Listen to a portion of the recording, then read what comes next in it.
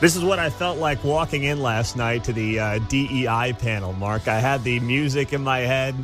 I had you fist bumping on the other side of the glass just to get myself all hyped up. You know, that's how it goes. Oh, yeah. Let's go. Love it. 6:05 on a Wednesday. Good morning. It's great to have you here on KCMO Talk Radio 95.7 FM. So, wrapped up the DEI panel that I was a part of last night here at Rockhurst University. And I don't want to pat myself on the back too much, Mark, but I smoked them. Very nice. And I did not think that it was going to be as simple as it was. If you got civility belled, then you smoked them. Well, I did get civility belled. I did get civility belled last night. Of course, the only guy to get civility belled was this guy right here. So last night I was on this panel at Rockhurst. It was put on by American Public Square. And, you know, the folks that run that operation do a really good job trying to bring diverse voices. Not diverse panelists based on looks. That's a novel concept, I know. But just diverse voices to the table and have these conversations in Kansas City. And the crowd was great. There were many of you that happened to show up to watch this last night. And it was myself, a couple of university professors, and then another woman named Monica Harris, who's actually going to come on the show in about a half hour. And we all just had the conversation about diversity, equity, and inclusion. Monica's been in the media industry for quite some time. She was a business executive at Walt Disney, NBC Universal, Viacom, and now she lives up in Montana. And we were more aligned than the two college professors were. I know that's going to absolutely shock you when you hear that. Talk about a bombshell. But, you know, we did get civility belled last night. We did. And it took me about 50 minutes to get the old civility bell.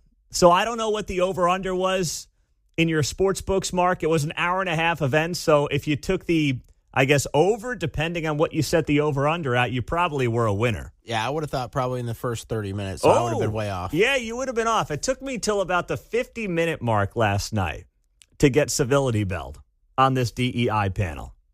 Do you want to hear it now? Yeah, we got to hear it. You got to hear it right out of the gates? Okay, let's get to the civility bell moment last night. So I was waiting for this moment to come. I was mostly picking and choosing my spots. I'm up there with college professors, all right?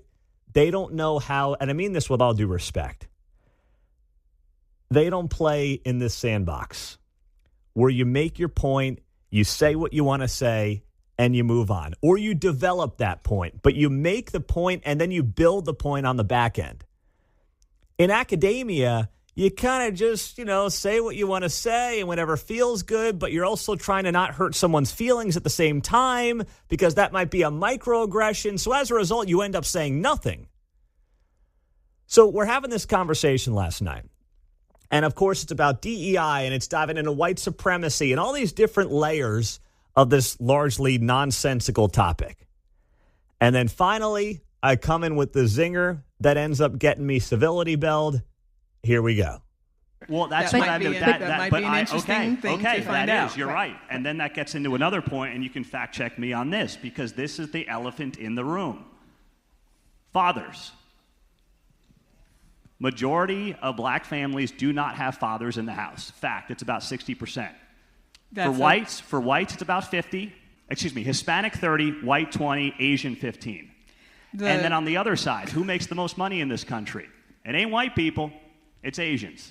So there's a direct correlation between who's in the household, having a father, your education, and how much money you make. And those making the most money in America today are not white people, they are Asian Americans. That's a fact. I believe there's a correlation. I think one question has to be asked, and we're not going to answer it tonight, is the causation of why those black men aren't in the home anymore. However, let's get to another question. Absolutely. I think I'm offended, though. Go ahead, Mary. I'm sorry. Those are facts. You can't be offended by facts. I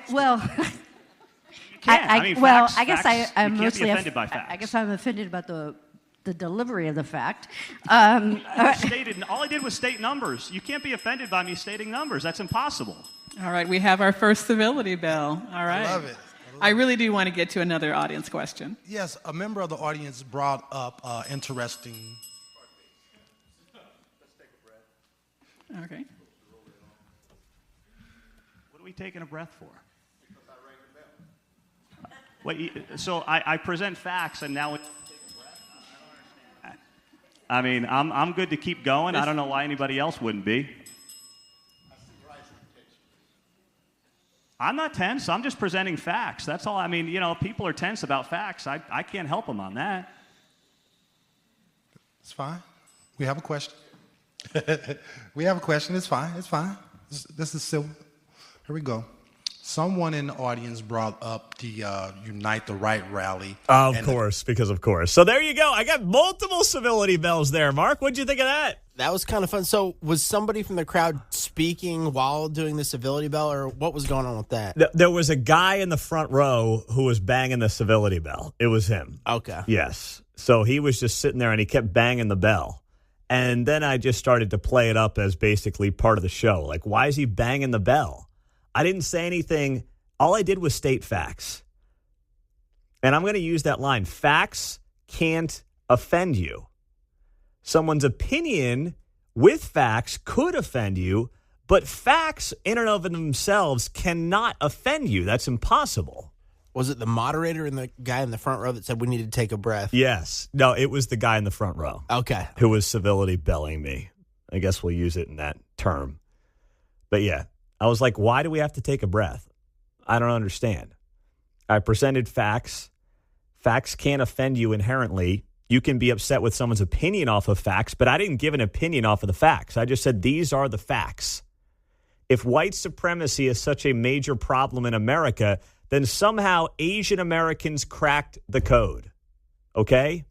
Asian Americans somehow figured out a way to crack the code on white supremacy because they make the most money in this country. And that's what this is all about.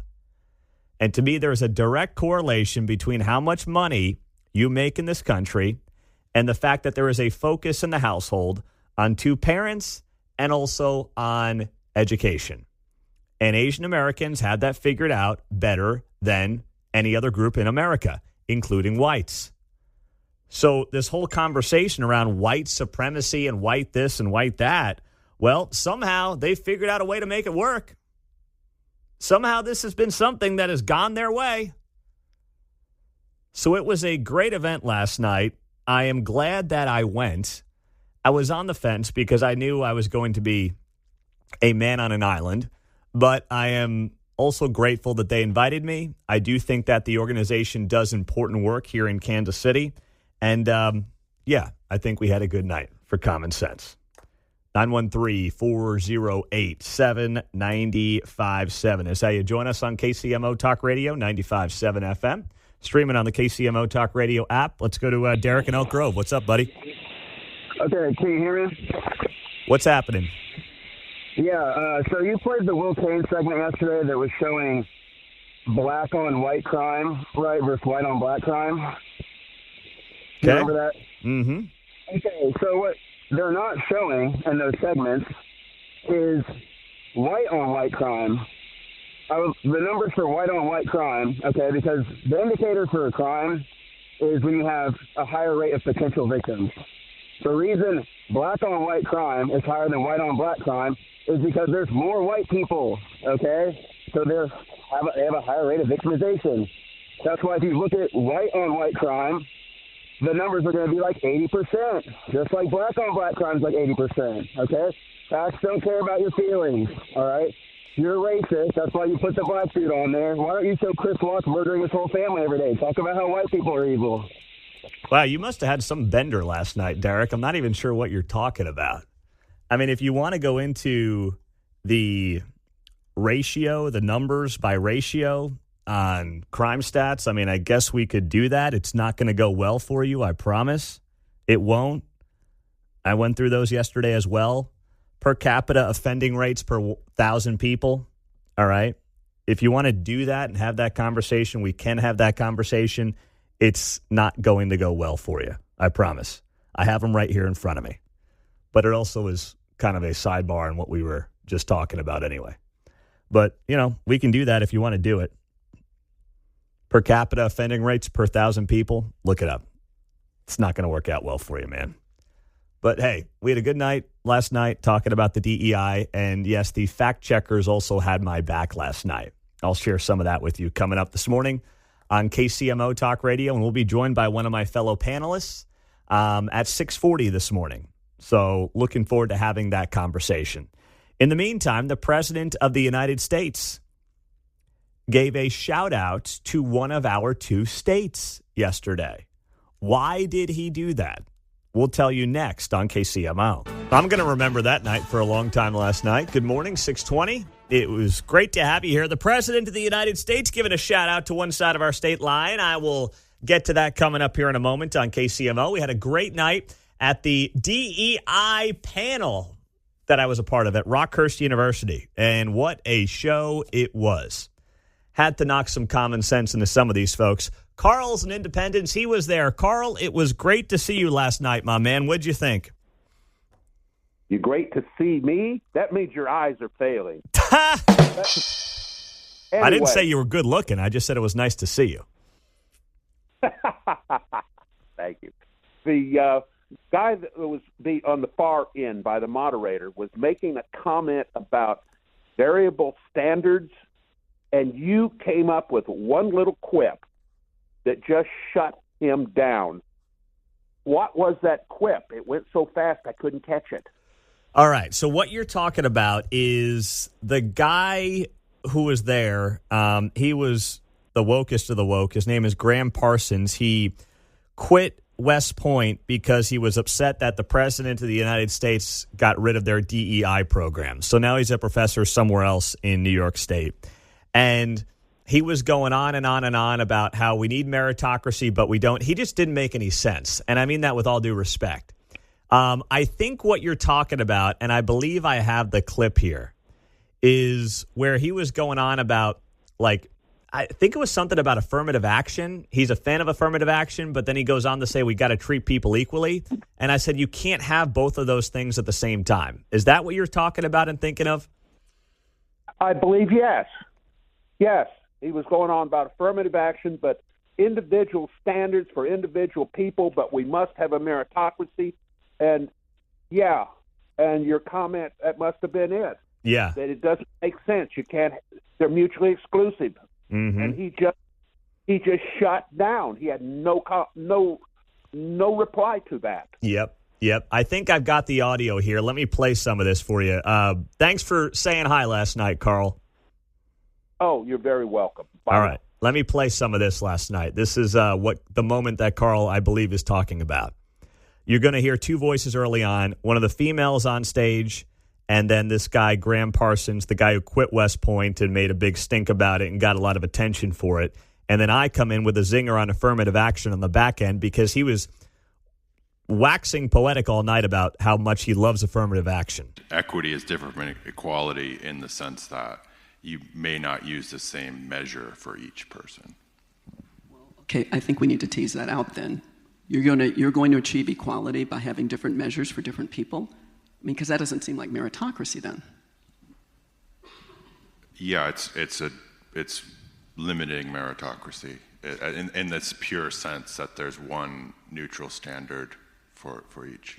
But and I think that's correct. Okay, that's interesting because I dare say I don't think the majority of Americans believe that we should have selective meritocracy. The idea of meritocracy is that it should be objective standards for gauging behavior, of conduct, accomplishments, whatever, academic knowledge. I mean, how can we truly be in this country, how can we truly talk about meritocracy that's administered selectively depending upon what we look like or, what's between our legs? It just doesn't make sense to me. Maybe. Well, I'm not advocating changing standards because of what people look like. Isn't that affirmative action? Okay, let me back up. He goes, I'm not in favor of changing standards based on what people look like. Dude, that's the definition of affirmative action. Changing standards based on what people look like. That's what it is by its very definition, bro. And that's where the other voice you hear, this woman who is very bright. Like, I don't think that she's some diehard conservative or anything like that, but she is a gay black woman who sees the flaws of DEI and understands that America is not perfect, but has come a very long way, and overall is in a great place in 2025. Can it be better? Sure. Is DEI the way to do it? The two of us argued, no, it's not. And she was able to speak their language on the academia side better than I am because I'm just too plain spoken. I'm just a, commoner. But she was able to speak their academia language and also just be much nicer about it than I would have been. So I let her beat this guy up a little bit more, and I didn't really do anything. I just made my points and kept the night moving. But I think that's the moment you're talking about, Carl, last night, where this guy gets himself backed up into a corner because he's promoting affirmative action, but then saying, no, I don't think we should treat people differently based on the color of their skin. And it's like, dude, that's what affirmative action is. And then he's got nothing. He just goes dead silent. And then he's got to back up and try to re-engage and put his thoughts together, and it just didn't go well for him. Everybody was very nice, but, we had a very good night. And then while I'm on this DEI panel last night, the president of the United States shows some love for Missouri. He writes here on his Truth Social, @RealDonaldTrump, congratulations to Missouri's incredible Republican state legislators who just overwhelmingly voted to pass their new, much fairer and improved congressional map. It was my great honor to win Missouri 6 times, including primaries, in 2016, 2020, and 2024, getting the highest number of votes for any office in the history of the state. And this new map will give the wonderful people of Missouri the opportunity to elect an additional MAGA Republican in the 2026 midterms. The Missouri Senate must pass this map now as is to deliver a gigantic victory for Republicans in the Show Me State and across the country. I will be watching closely. Thank you, Missouri, all caps. Make America great again. That was from Donald Trump last night on his Truth Social. So as we told you yesterday, this thing did end up passing the House 2 days ago. It now is going to the Senate side, and it will pass there as well, barring something totally unforeseen. But what it does is it carves up Kansas City. The Northland, if you're in Clay County, you're back into Sam Graves' district. Woo! I know many of you fired up about that after spending some time in Emmanuel Cleaver's district. The northern half of Jackson County is in this new 5th congressional district that goes all the way out to mid-Missouri. And then the southern half of Jackson County is now going to be part of Mark Alford's district. So that's the change in Jackson County that's coming. And the president getting his way. Yes, it's gerrymandering. Yes, we all know the game that's being played here. Can't sugarcoat what is really going on. But at the same time, the president wanted it done because he looked at some of these blue states, and there are red states that are playing along. That's what's happening here. I give credit where it's due. A lot of people are still just blasting away on Cracker Barrel. I'm not. I'm saying to myself, you know what? Cracker Barrel, to their credit, is coming out and saying we screwed up, and we screwed up royally. They've changed their logo back. Good on them. They realized the mistake that they made. And yesterday they posted this. Here's what they put on social media. You've shared your voices in recent weeks, not just on our logo, but also on our restaurants. We're continuing to listen. Today, we're suspending our remodels. If your restaurant hasn't been remodeled, you don't need to worry. It won't be.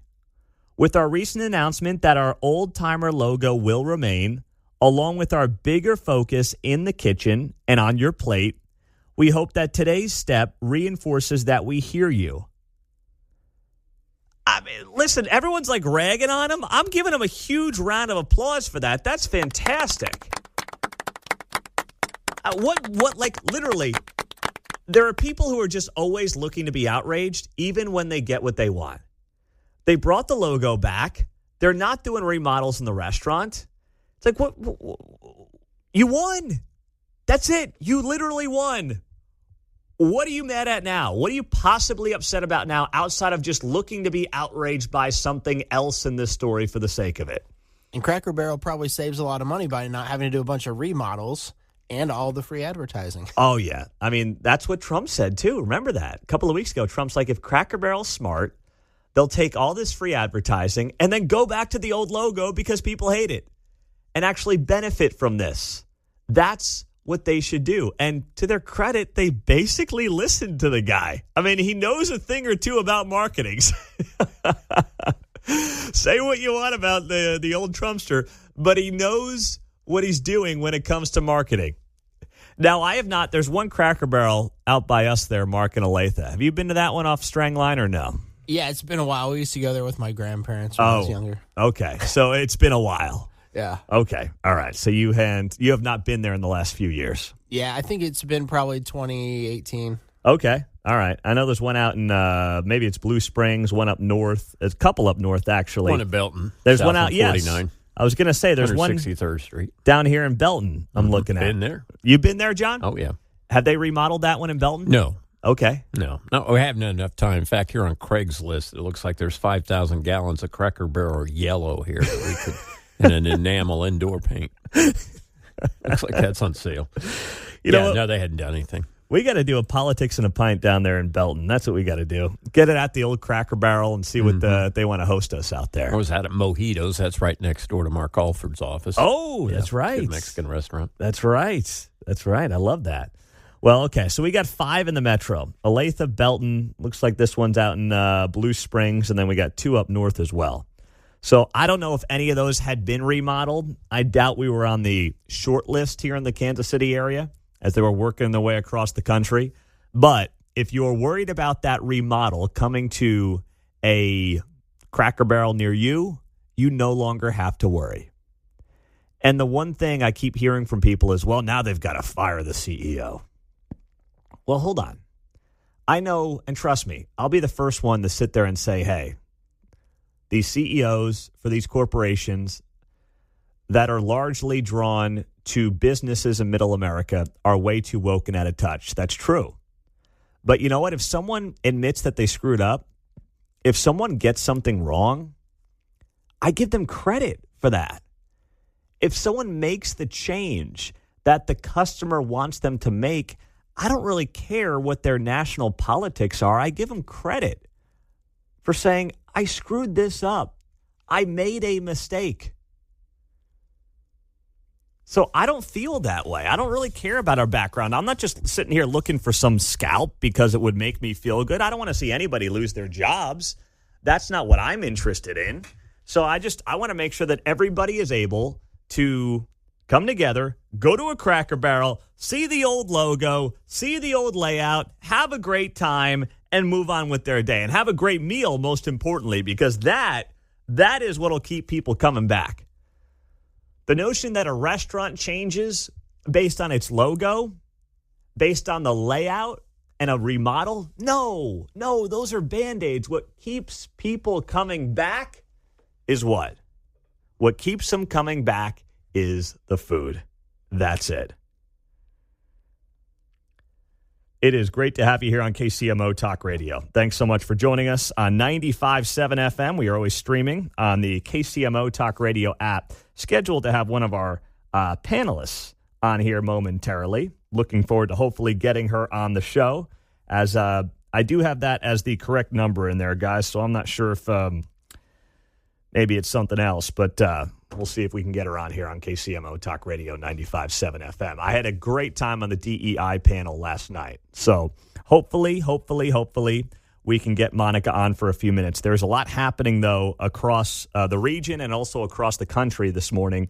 And the President of the United States is continuing to double down on the possibility of going into another major American city. Here is what he said last night on the streets of Washington, D.C. This is what it sounded like. We're standing right in the middle of D.C., which, as you know, about over the last year was a very unsafe place. Over the last 20 years, actually, it was very unsafe. And now it's got virtually no crime. We call it crime-free. We're going to be announcing another city that we're going to very shortly. We're working it out. The governor of a certain state would love us to be there, and the mayor of a certain city in that same state would love us to be there. We'll announce it probably tomorrow, and it's going to be something where we'll do like we did here. But this city, here I am standing out in the middle of the street. I wouldn't have done this 3 months ago, 4 months ago. I certainly wouldn't have done it a year ago. Yeah. The question is, where's he going? He says he's got a governor and a mayor that are all in on the possibility of having the National Guard help out his city. At first, I thought it was going to be Kansas City because I'm sure that Governor Kehoe would have been open to that. However, when he said the mayor was also going to be on board, I was like, I don't think that's going to be Kansas City. Quentin Lucas had tried to walk that fine line, but something tells me that he's not actually going to be all in and doing a press conference alongside Donald Trump. That is not something that Quentin Lucas is going to be doing. He knows politically he can't be against what the president's trying to do. That's political suicide in 2025. However, he also understands he can't stand next to him in a press conference and slap him on the back. That's also not something he can do. So what do we get in the meantime? Well, we get the president teasing that there is a major American city that is very interested in having his help in one of their communities. And it's got to be, obviously, a red state, but it has to also be a city with a mayor who's open to this. I've seen some people speculate it's New Orleans, but I don't know. I'm not convinced it's New Orleans. I was hoping it was going to be Kansas City, but the more I thought about it, there's no chance. But that would be the wildest curveball ever.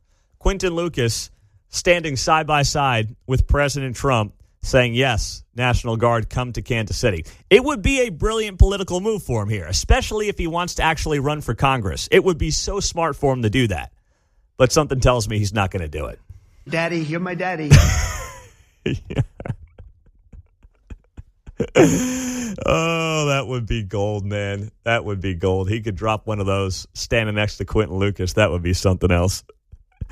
Oh, my goodness gracious. Take it easy, though. Would you please? Show some RESPICT.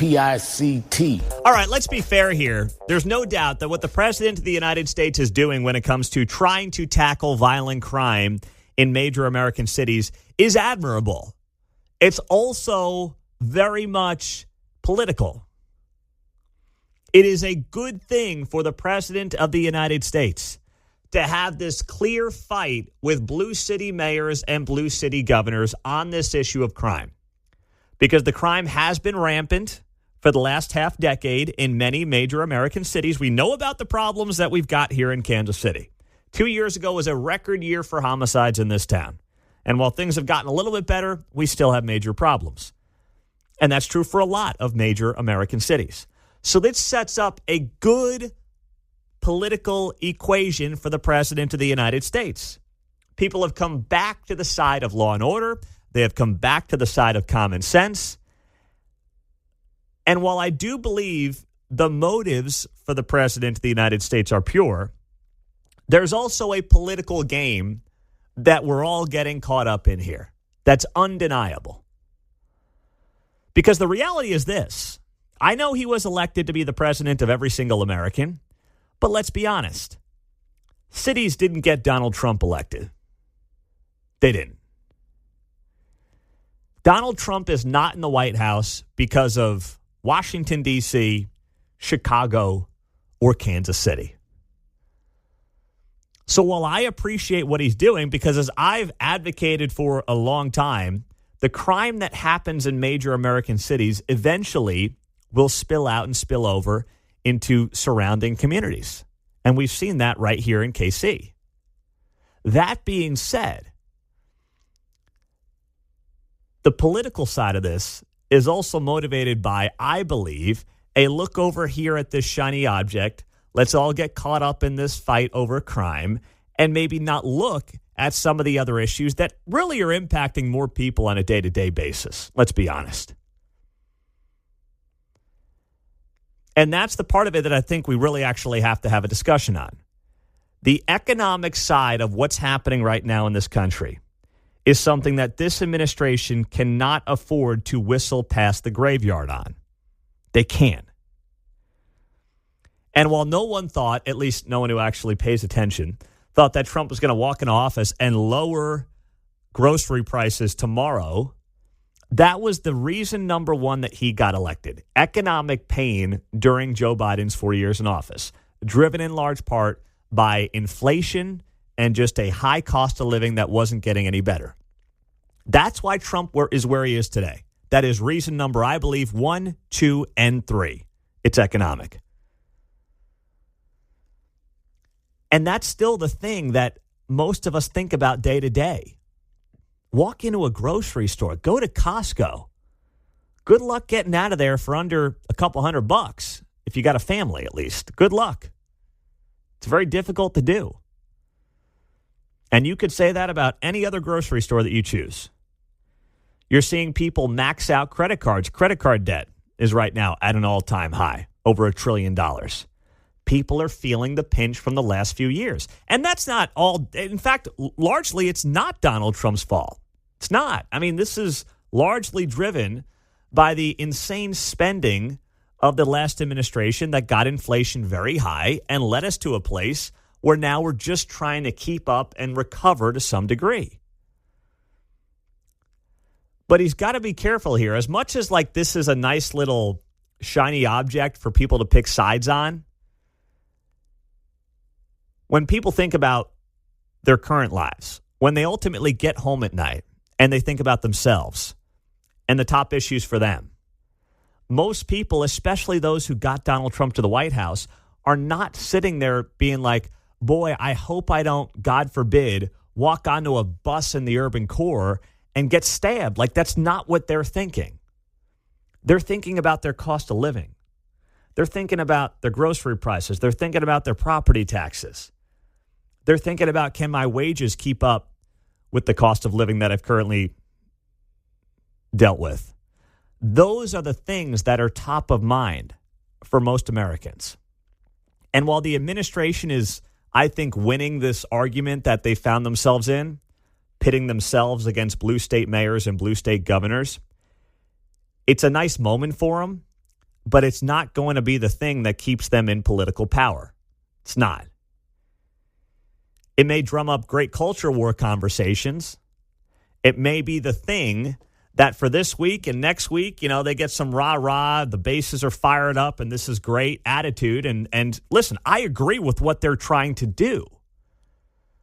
But I also think it's giving them an opportunity to absolve themselves from what is serious economic pain that's still being felt out there by hundreds of millions of Americans. And that's where they've got to come back to that issue. They've got to come back to that topic and realize that is the thing that people think about the most right now in America. This plays great on cable news. It plays great for the cameras. It's a win for them. Yes, it works on talk radio too, and we've talked about it and dove into these issues, and they're important issues. But I'm sitting here and I'm telling you right now, they can't overplay their hand here. And my fear is that they are. My fear is that they're using this thing in Charlotte, this tragedy in Charlotte, as a way to beat up the media and point out their hypocrisies, which is great. But, you know, Caroline Leavitt spent a lot of time on that yesterday during her press conference as the White House press secretary. And I'm like, guys, this is good to drum up the outrage meter. This is good for a 24/7 news cycle. But in the end, most people who are not hyper involved in the day-to-day of the news cycle are sitting there right now, waking up this morning at 7:11 on a Wednesday. They're getting ready. They're going out the door. They're going to the office, and they're thinking about their own situation. Most of them are not walking around this morning somewhere in America or in Kansas City and thinking about being attacked by some criminal. And that's what they've got to be able to come to the obvious conclusion on. And the sooner they do that, the more success they're going to have and the better off they're going to be coming up next year when these midterms start getting to the forefront of the conversation, because that's coming in hot. That's coming soon, whether we like it or not. 913-408-7957. That is how you join us. And text the show on KCMO Talk Radio 95.7 FM. Stream us all morning long on the KCMO Talk Radio app. Bill O'Reilly was here yesterday. If you missed that conversation on confronting evil, you can find it on the podcast. Bill did a tremendous job on the show. And listen, I don't do a lot of book interviews because normally the author is incredibly boring. Most authors, frankly, are. Bill's not. He's a TV guy, first and foremost. That's what he is. That's what he does. He's an entertainer at his core. Most authors put you to sleep. That's not what Bill is. That's not what he does. So if you missed that, it's up on the podcast. Find it there on Apple or on Spotify. 913-408-7957. Let's go to Grain Valley. John, what's up, buddy? Morning, Pete. I see what you're saying about the shiny nickel. I get it. It's the 30-second TikTok flashy story. Yes. But part of the problem becomes, and this is a hard reality, and it's tough for people to deal in hard realities. Economics, the economy is boring, and it's painful. The only way the federal government and our economy is going to improve is they've got to do something with, like you said, the out-of-control spending. Yeah. Well, you saw people lose their mind when 1,200 people got let go from the State Department. You thought it was the end of the world. If you were able to slash the federal workforce by 30%, one, you and I would never even notice it, and two, people would even lose their mind. We're spending almost $600 billion a month, $200 billion of which we're borrowing. Flip that to a credit card. You can't sustain it. Yep. And it is gonna be so painful if somebody ever finally stands up, because Congress won't do it, because they got to come back and get to their new districts and get reelected. Mm-hmm. The president, to a degree, is powerless on that. Yeah. And I blame Clinton, I blame Obama, I blame them all, because when Congress turns around and does either sign it or shut it down. Well, if you're going to blame them all, George W. was no good on this. Trump absolutely. 1.0 was no good on this. You're right, John. I'm up against it, man. You're absolutely right, though. And that's where. But here's the thing: if you're Trump, flood the zone with all these different things, all these different topics. People can't keep up, and then finally do what you got to do and slash the government. I mean, it's like they backed off of Doge because they got. I don't want to say they got scared, but there was so much blowback. You haven't heard anything about Doge lately. And now we've got this potential budget deal they've got to figure out in the next couple of weeks, and that's going to be a mess, and they'll probably kick the can down the road with a continuing resolution, spend way too much money, not make any real cuts, and around and around we go. So you're right, John. But you know what? In part, I elected Donald Trump to do this very difficult work. And the political consequences, in part, be damned, because there's real pain and someone's got to do the heavy lifting. Someone's got to do the difficult work. And if not this guy at this time in American history, then who? On the text line, Pete, if it's $700 to go to 1587, which our guest Farzin Vasugian of the Chief Zone podcast just said, he was there last night, I'll stick with Cracker Barrel. That's right. I mean, that is steep, man. I'm not worth your Red Lobster money. Mark's trying to figure out how to get out of there for like under $100. He's already trying to calculate the numbers. What's your best guess on how to do it there, Mark? Yeah, it's going to be maybe not the Wagyu burger. If they have a different burger, I'd like to try that with the truffle fries. You can't do the Wagyu meat. You just can't do it. Yeah, I mean, it's going to cost you way too much money. And then obviously you just got to get water. Yeah. But I want to try the Big Yeti, but it's going to be, you know what? I mean, the drinks, for a drink? I would say, I don't know, 25 easy. Yeah. Got to be. For two people, though, $50, yeah. Oh, yeah, absolutely. My OnlyFans page is coming in pretty solid this week, so I might be able to go. Sign up for John's OnlyFans so we can afford a dinner at 1587 at some point in the next 12 months. Oh, my goodness. Man, that is crazy. When he said that, he doesn't have the prices, but he kind of got a feel for it. And he said a family of four. I think what he meant is maybe a group of four, because if all four of you have a drink or two, that's probably where it adds up. I mean, the kids aren't drinking, so I got to imagine with the kids, it wouldn't be quite that number, $700, but still, that's crazy. Yeah, once you start getting a couple drinks, it's like, all right, yeah, we want to try this one, we want to try this one, and then it's like, the price is getting out of hand. Yeah, it's getting out of control, man. That's wild. Wow. Well, if you got the reservation, good on you. Start saving up now. All right? Yeah, you've been warned. Yeah, Dave Ramsey's not going to be happy with you when all is said and done, but I get it. Once in a lifetime experience, I suppose. I just don't know what the marketplace is for that kind of a spot, unless it's going to be all the people staying at the Lowe's Hotel downtown who are out-of-towners and people there for conferences and things of that nature. That's got to be the bulk of that business. It's just not going to be everyday Kansas Cityans. Yeah, people using their business credit cards. Exactly. Get paid back for that kind of a thing. But that's dried up since COVID, man. There's just not as much of that business travel as there used to be. So, whatever. If the place goes belly up, Mahomes and Kelsey are going to be fine. It's really not going to impact them a lot. But that's a steep price tag, man. Woo! $700 was his ballpark for a group of 4. And the Wagyu beef, I'm not about that anyway, all right? I'm not about the Japanese and the Australian beef. Just give me some good old Kansas beef, all right? That's all I need. Well, Missouri beef. We don't need any of this Australian Wagyu nonsense. But that's a big price tag. Unbelievable. So last night, I was at this DEI panel at Rockhurst University put on by American Public Square. And yes, I got civility belled. I did get civility belled a couple times. I'll get to that later this morning here on KCMO. But they put on a good show. I thought that I made my case. I thought, frankly, I knocked it out of the park. And I don't say that, to be arrogant. My point is just to say it because I thought I was going to go in there and it was going to be a much more difficult case to make with people who really had well thought out, smart points on the other side. And to be frank, that's not what it was at all. There was this big conversation about white supremacy. And I want to play some of this from last night's panel because this was case in point as to why the whole white supremacy thing isn't actually a real conversation to have because no one on that panel last night could even define what the heck white supremacy is. Take a listen to some of this. How would you define white supremacy? I think it's more, so there's white supremacy as an ideology. Okay. Like I could be a white supremacist because I believe X, Y, and Z, right? Mm-hmm.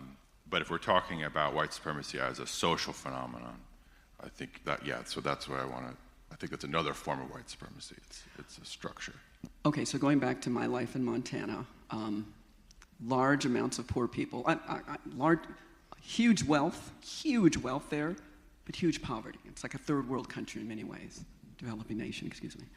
So when we see that huge wealth disparity in a state that's, again, 92% white, it's systemic inequity, in my opinion. Is that a reflection of white supremacy against white people? White supremacy against white people?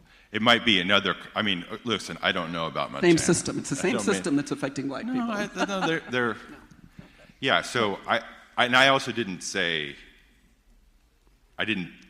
this, we're living in white supremacy, it looks like this right now. There's all sorts of other structural inequities. Saying that there is such a thing as a white supremacist structure does not entail that white people are not oppressed or disadvantaged. Those are totally consistent claims.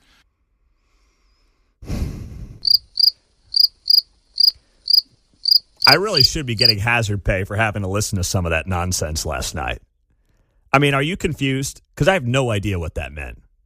White supremacy is an ideology, but it's a social phenomenon. And it's like, what is it? This is the problem with these conversations. No one can define it in, no pun intended, black or white terms. They're just these theoretical ideas that these grifters throw out there because they want to make a buck. Did you know the DEI industry is a $9 billion industry? And it's projected to grow in the next several years to a $25 billion industry. It is one big grift. People are aroused. I haven't seen people so aroused in a very, very long time. And the grifters will continue to grift until they can't make any more money off of it. You just heard about a minute clip from last night where this guy, and, he was a nice enough guy. Name is Graham Parsons. He famously quit West Point when Trump said they're not teaching DEI there anymore. So he got a lot of attention for that. He got written about in the New York Times and the Washington Post and the Atlantic and the whole thing. And now he's a professor at another college, and he's a white guy. and he has incredible white guilt. And he's asked a very simple question. What is white supremacy? And he says it's an ideology and it's a social phenomenon. Here's the beauty of this, though. The beauty of the grift is, all right, you can't solve something. You can't fix something when you can't identify what that something is. Now, if you live in the world of academia, that's fine. That's kind of more or less how academia works in large part. But in the real world, you have a problem and there's a clear, identifiable way to how to fix the problem. That's not how people in higher education think, though. It's not how they operate. And that was something I came away realizing last night. I'm on this panel. There's two other folks, that guy being one of them, who work in academia, work in higher education. And first off, their points aren't salient. They never really make a point. They just go on these weird tangents that don't mean anything. And you can't latch on to anything. They're pretty words.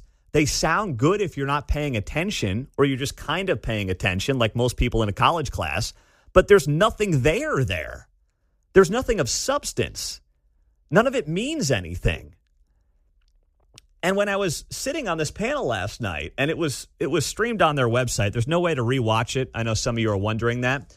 But there's just nothing that you could latch onto where you sat there and said to yourself, okay, well, this makes sense, or this is a fact, or this is a data point.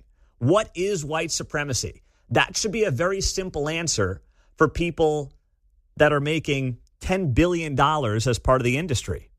But the beauty of it is you can't really define it, and there's really no way to solve it. So what does that mean? It always exists.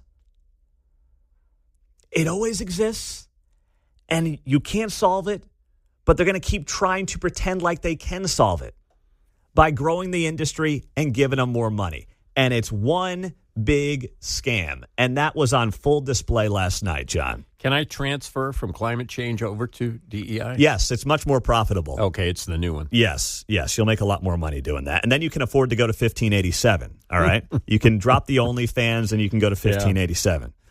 So this was actually part of the point that I made last night when one of the panelists was upset with me. You know, part of the conversation is I get the fact. I'm not sure what the fact means at the moment. And so I think that's the piece. Like, it's hard for us to step out here together if the facts are going to divide us in particular ways, because clearly there's we are not going to be satisfied with this conversation, but we've got so much to get real quick, if I may, I'll take 30 seconds. 30 seconds on this. 20.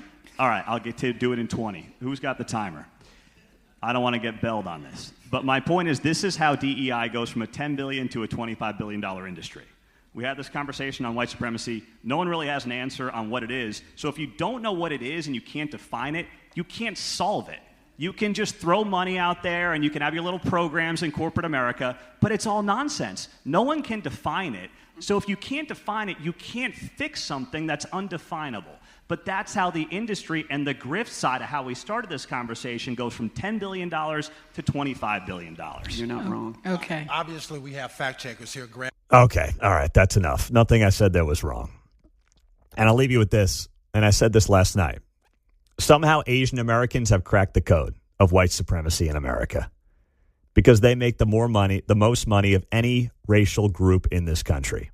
They are the highest earners. Do you see we have some excerpts that have dropped here in the last few minutes from the Kamala Harris book titled 107 Days. It is coming out in 13 days. What is that, 107 days? What's that, the length of time she was rocking a buzz for in a row? How does that work? That's probably the amount of days. She worked at McDonald's. A gripping tale. Yeah, gripping tale. All right, we've got the first excerpts from the Kamala Harris book, and she is soiling all over Joe Biden. Come on, man. All over him. All right, she writes here, and of all the people in the White House, I was in the worst position to make the case that Joe Biden should drop out of the race. Harris writes, I knew it would come off to him as incredibly self-serving if I advised him not to run. He would see it as naked ambition, perhaps as poisonous disloyalty, even if my only message was, don't let the other guy win.